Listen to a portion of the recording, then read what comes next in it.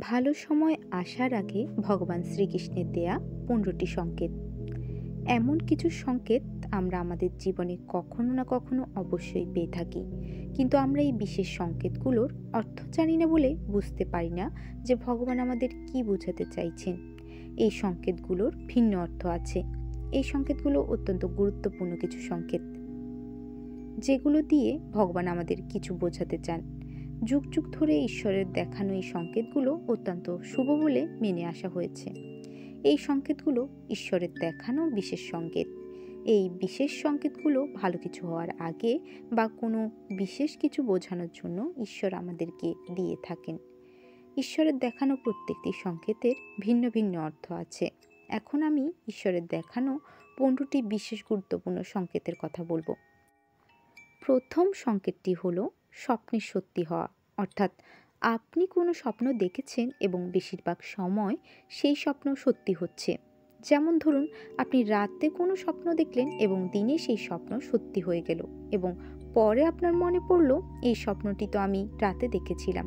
যদি আপনার সাথে এরকম কিছু হয় তাহলে বুঝবেন আপনার উপর ঈশ্বরের বিশেষ কৃপাদৃষ্টি আছে এবং আপনার জীবনে কোনো কিছু নিয়ে চিন্তা করার কোনো কারণ নেই। এমন অবস্থায় আপনি অবশ্যই মন দিয়ে নিজের ইষ্টদেবের পূজা করুন।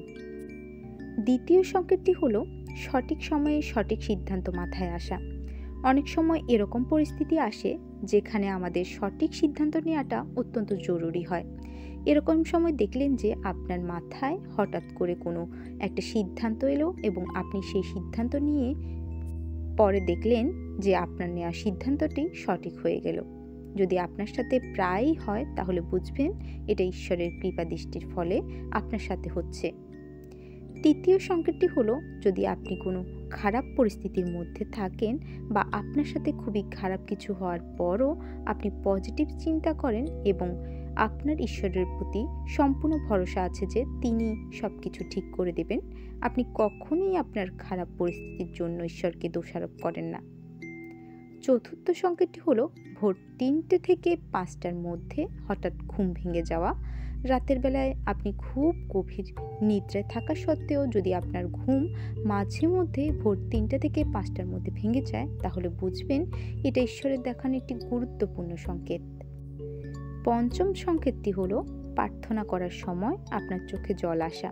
এর মানে হলো প্রার্থনার সময় আপনার আত্মা ঈশ্বরের শক্তির সাথে সংযুক্ত হয়েছে। ষষ্ঠ সংকেত হলো যদি আপনি স্বপ্নে কোনো দেবদেবী মন্দির বা আপনার ইষ্টদেবের দর্শন করেন।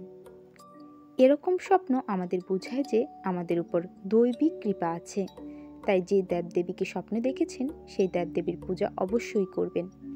সপ্তম সংকেতটি হলো ঈশ্বরের উদ্দেশ্যে জ্বালানো প্রদীপের শিখা হঠাৎ বেড়ে যাওয়া। অগ্নি হলো পঞ্চভূতের মধ্যে একটি। অষ্টম সংকেত হলো যদি কোনো গরু হঠাৎ বাড়িতে আসে বা বাড়িতে এসে জোরে জোরে ডাকা শুরু করে তাহলে বুঝবেন আপনার ঘরে সুখ সমৃদ্ধি আসতে চলেছে।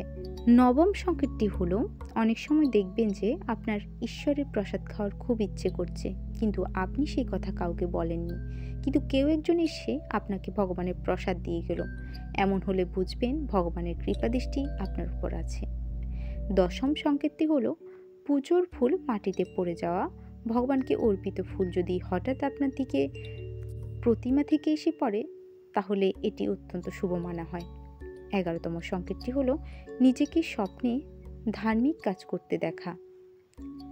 12তম সংকেতটি হলো যদি আপনি স্বপ্নে দেখেন যে আপনি আপনার আরাধ্য দেবদেবীর সামনে দাঁড়িয়ে কথা বলছেন।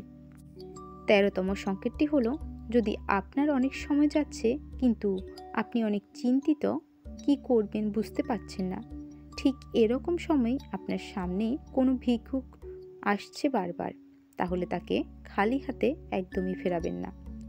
14তম সংকেতটি হলো যদি হঠাৎ করে আপনার বাড়িতে কোনো হনুমান আসে, বাড়িতে হনুমান এলে তাকে অবশ্যই কিছু খেতে দিবেন, এতে গ্রহের সকল অমঙ্গল দূর হয়। 15তম সংকেত যদি আপনি স্বপ্নে সাপ দেখেন বা সাপকে দুধ খেতে দেখছেন তাহলে মনসা মন্দিরে গিয়ে অবশ্যই দুধকলা দিয়ে পুজো করে আসুন। ভিডিওটি ভালো লেগে থাকলে চ্যানেলটি সাবস্ক্রাইব করে পাশে থাকুন। ধন্যবাদ।